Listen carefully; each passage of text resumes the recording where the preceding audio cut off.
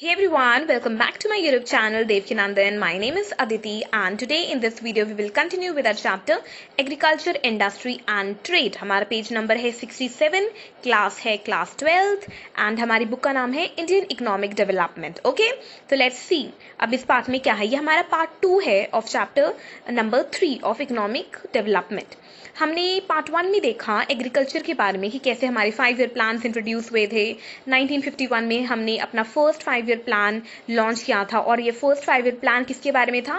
ये था हमारी एग्रीकल्चर के बारे में. हमने एग्रीकल्चर को इम्प्रूव करने की बहुत ज़्यादा कोशिश की और हमारा एग्रीकल्चर इम्प्रूव हुआ भी. इसमें हमने क्या देखा कि हमारे 1951 में हमने 5 ईयर प्लान इंट्रोड्यूस किया और जिसमें हमने बहुत ज़्यादा लैंड रिफॉर्म्स इंट्रोड्यूस किए थे और हमने टेक्निकल रिफॉर्म्स भी इंट्रोड्यूस किए थे जिसकी वजह से हमारी कंट्री में ग्रीन रेवोल्यूशन आया था. ओके, तो हमारा ग्रीन रेवोल्यूशन कब आया था? 1965 टू 1967 में आया था. तो ये सारे एग्रीकल्चर के बारे में था जो हम ऑलरेडी पढ़ चुके हैं इन पार्ट 1. तो इस पार्ट को पढ़ने से पहले you need to see part 1 of this chapter and then only you will get clarification about this part 2. नहीं तो आप कंफ्यूज हो जाओगे. तो पहले पार्ट 1 देखो and then come to this part. So आज हम पढ़ेंगे अपनी इंडस्ट्रीज के बारे में. ठीक है, कि इंडस्ट्रीज में क्या क्या होता है क्योंकि इंडस्ट्रीज की भी हालत हमारी कंट्री में बहुत ज़्यादा खराब थी. So let's study. 1956 में हमारा सेकेंड 5 ईयर प्लान इंट्रोड्यूस हुआ था और जो सेकेंड 5 ईयर प्लान था इसका मेन फोकस क्या था? इंडस्ट्रीज के ऊपर. अब इसका क्या मेन फोकस था कि हम इंडस्ट्रीज की हालत को सुधारें. ठीक है, क्योंकि क्या हुआ था, ब्रिटिशर्स ने हमारे ऊपर रूल किया था 200 साल तक और उनने हमारी इंडस्ट्रीज को बहुत ही ज़्यादा खराब कर दिया गया था. हमारे कंट्री में कोई भी इंडस्ट्रीज नहीं थी. ठीक है, ना ही कैपिटल गुड्स इंडस्ट्रीज थी. कैपिटल गुड्स इंडस्ट्रीज कौन सी होती है? जो हमारे लिए मशीनरीज बनाती है, प्लांट्स बनाती है. ठीक है, ये कैपिटल गुड्स इंडस्ट्रीज हमारी कंट्री में नहीं थी. कंज्यूमर गुड्स इंडस्ट्रीज भी नहीं थी जैसे कि खाने पीने का सामान, कपड़े का. ठीक है, ये कुछ नहीं था हमारी कंट्री में. हैंडीक्राफ्ट इंडस्ट्री ब्रिटिशर्स की वजह से एकदम तबाह हो गई थी, बिल्कुल बर्बाद हो गई थी. हमारा इंडिया हैंडीक्राफ्ट इंडस्ट्री के लिए बहुत जाना माना था. ठीक है, बहुत फेमस था हैंडीक्राफ्ट के लिए. लेकिन ब्रिटिशर्स की वजह से, उनकी टैरिफ पॉलिसी की वजह से हमारी इंडस्ट्री, ये हैंडीक्राफ्ट इंडस्ट्री भी खत्म हो गई. ठीक है, जिसकी वजह से बहुत ज़्यादा अनएम्प्लॉयमेंट आ गई. ठीक है, तो हमें ये सारी सिचुएशंस को क्या करना था? खत्म करना था. हमें अपना इंडस्ट्रियलाइजेशन करना था क्योंकि अगर एक कंट्री में इंडस्ट्रियलाइजेशन ज़्यादा हो रहा है इसका मतलब क्या है? उसकी जीडीपी भी बहुत ज़्यादा तेज़ी से बढ़ रही है. और अगर जीडीपी बढ़ रही है एक कंट्री की, इसका मतलब क्या है? इसका मतलब है वो कंट्री रिच है, उस कंट्री में डेवलपमेंट हो रही है. ठीक है, तो अब क्या किया जाए इन सारी सिचुएशन को सॉल्व करने के लिए? So there was a need to improve our industrial sector and direct involvement of the government. इन सब के लिए हमें गवर्नमेंट की ज़रूरत थी क्योंकि गवर्नमेंट ही हमें इन सारी प्रॉब्लम से बाहर निकाल सकती है. क्यों हमें गवर्नमेंट की ज़रूरत क्यों थी? प्राइवेट इन्वेस्टर्स भी तो थे, एंटरप्रेन्योर्स भी तो थे, वो भी तो हेल्प कर सकते थे इंडस्ट्रियलाइजेशन में, लेकिन गवर्नमेंट ही क्यों? तो हम पढ़ेंगे कि गवर्नमेंट क्यों इंपॉर्टेंट था. फर्स्ट है lack of capital. Lack of capital मतलब कि हमारी कंट्री के पास क्या नहीं थे? रिसोर्सेज नहीं थे, पैसे नहीं था, खर्चा करना था ना, तभी तो हम इम्प्रूव कर पाएंगे अपनी इंडस्ट्रीज को. 1947 के दौरान सिर्फ टाटा और बिरला ही हमारी कंट्री में क्या थे? Industrial houses. They were the only industrial houses in India at that time. और जो ये इंडस्ट्रियल हाउसेज है ये क्या थे? इनके पास इतनी कैपेसिटी नहीं थी कि ये सारा क्या कर सके? इंडस्ट्रियलाइजेशन को अपने हाथ में ले सके. इतना नहीं था इनके पास भी रिसोर्सेज. ठीक है, तो क्या किया? तो हमें गवर्नमेंट की ज़रूरत थी क्योंकि गवर्नमेंट ही अब इन्वेस्टमेंट कर सकती है हमारी इंडस्ट्रीज में और इम्प्रूव कर सकती है सिचुएशन को. तो this was and the second. अब हमारा सेकेंड रीज़न है लो इंड्यूसमेंट टू इन्वेस्ट. कि मतलब गवर्नमेंट की ज़रूरत क्यों थी? तो second reason is low inducement to invest. जो हमारे प्राइवेट इन्वेस्टर्स थे, जो हमारे प्राइवेट एंटरप्रेन्योर्स होते हैं, वो हमारी इंडस्ट्रीज में इन्वेस्टमेंट नहीं करना चाहते थे. अब क्यों नहीं करना चाहते थे? This was because of the limited size of the market. जो हमारी मार्केट का साइज था वो बहुत ही छोटा था. छोटा साइज का मतलब होता है कि मतलब गुड्स ज़्यादा प्रोड्यूस नहीं हो रहे थे, गुड्स कम प्रोड्यूस हो रहे थे. अब गुड्स क्यों प्रोड्यूस हो रहे थे? क्योंकि डिमांड कोई नहीं कर रहा था ना, कोई खरीदारी नहीं कर रहा था, कोई खर्चा नहीं कर रहा था, लोग इतना नहीं करते थे एक्सपेंडिचर, तो लो डिमांड थी. एक हमारी इकोनॉमी में विशियस सर्कल ऑपरेट हो गया था. ये विशियस सर्कल क्या होता है? First is low income. लोगों के पास लो इनकम थी, लोग गरीब थे हमारे इंडिया में. अगर गरीब है तो ऑब्वियसली वो खर्चा नहीं करेंगे, अगर खर्चा नहीं करेंगे तो लो डिमांड होती है उनकी. ठीक है, लो डिमांड है, इसका मतलब क्या है, लेस गुड्स प्रोड्यूस हो गया हमारी इकोनॉमी में, क्योंकि उन्हें खरीदने वाला ही कोई नहीं है। अगर लेस गुड्स प्रोड्यूस हो गए इसका मतलब क्या है, छोटा, हमारी मार्केट इंडिया की बहुत ज़्यादा छोटी थी।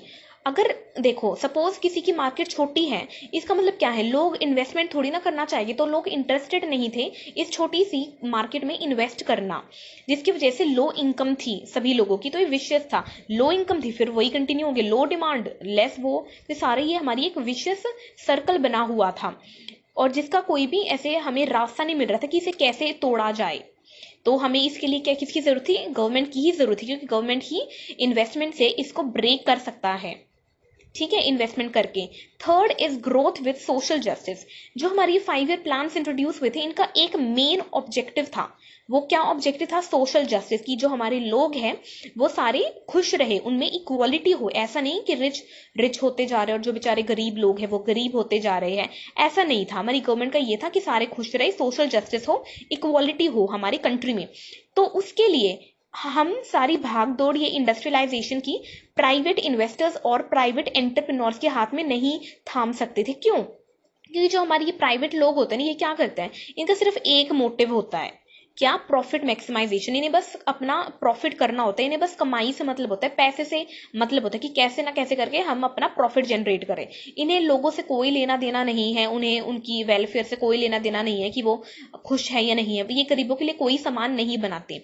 तो हमारी गवर्नमेंट को आना था फॉरवर्ड, गवर्नमेंट की जरूरत थी, तभी वो सारे लोगों के लिए सोच सकती है अच्छी तरह से। क्योंकि गवर्नमेंट का क्या है, गवर्नमेंट हमेशा सोशल वेलफेयर के लिए सोचते कि सारे लोगों को एक जैसी चीज मिले, गरीब लोगों के लिए स्पेशली गुड्स प्रोड्यूस किए जाए और उन्हें कम रेट पर सप्लाई किए जाए, ये गवर्नमेंट की पॉलिसी होती है। और जो प्राइवेट इन्वेस्टर्स होते हैं ना, इनकी पॉलिसी नहीं होती, ये गरीबों के लिए नहीं सोचते। तो हमारा सोशल जस्टिस भी था, तो इसके लिए भी हमें गवर्नमेंट की बहुत ज्यादा जरूरत थी। क्या हुआ फिर, हमारा 1956 में सेकेंड 5 ईयर प्लान आया हमारा, और 1956 में ही आईपीआर आया। आईपीआर क्या होता है, इंडस्ट्रियल पॉलिसी रेजोल्यूशन।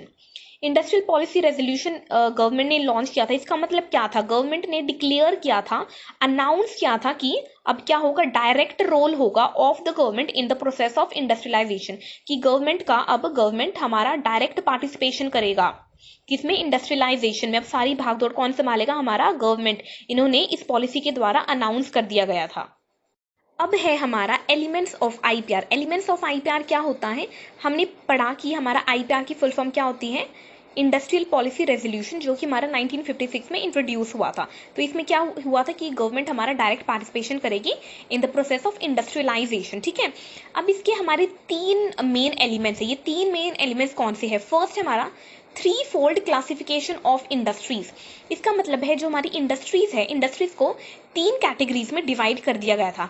हमारी फर्स्ट कैटेगरी कौन सी है, public sector industries. Public sector industries हमारी फर्स्ट कैटेगरी है, और ये वो इंडस्ट्रीज है जिसे गवर्नमेंट हैंडल करेगा, गवर्नमेंट चलाएगा। इस्टेब्लिश भी हमारा गवर्नमेंट करेगा, और इसकी डेवलपमेंट और इसकी मैनेजमेंट भी किसके हाथ में होगी, हमारे गवर्नमेंट के हाथ में ही होगी। इसमें हमारे एग्जाम्पल है atomic energy, defence and railways. ये सारी इंडस्ट्रीज क्या है, पब्लिक सेक्टर इंडस्ट्रीज है, जो किसके अंडर है, गवर्नमेंट के अंडर है। हमारी सेकंड कैटेगरी है, इस कैटेगरी में वो इंडस्ट्रीज आती है जो private plus public sector industries है। ये प्राइवेट भी है और पब्लिक भी है। इसका मतलब है इसमें जो हमारी इंडस्ट्रीज है इन्हें गवर्नमेंट भी हैंडल करेगा और प्राइवेट इन्वेस्टर्स भी हैंडल करेंगे। लेकिन इसमें जो मेन रोल होगा, इंपॉर्टेंट रोल होगा, वो हमारे गवर्नमेंट का ही होगा, और जो हमारे प्राइवेट इन्वेस्टर्स है, प्राइवेट एंटरप्रेन्योर्स है, इनका सेकेंडरी रोल होगा, ठीक है। इसमें हमारी इंडस्ट्रीज आती है, फर्टिलाइजर इंडस्ट्री होगी, माइनिंग इंडस्ट्री होगी, और भी बहुत सारी होती है। हमारा थर्ड इंडस्ट्रीज कौन से होती है, इस वाली कैटेगरी में सारी वो इंडस्ट्रीज आती है जो प्राइवेट सेक्टर के पास होती है, जो कि ना ही फर्स्ट कैटेगरी में है ना ही सेकंड कैटेगरी में है इंडस्ट्रीज। वो सारी इंडस्ट्रीज कौन से में है, थर्ड कैटेगरी में आ गई है। So it includes all the industries other than in categories 1 and 2 and they are handled by private sector, ठीक है। हमारा सेकंड एलिमेंट है ऑफ आईपीआर, इंडस्ट्रियल लाइसेंसिंग।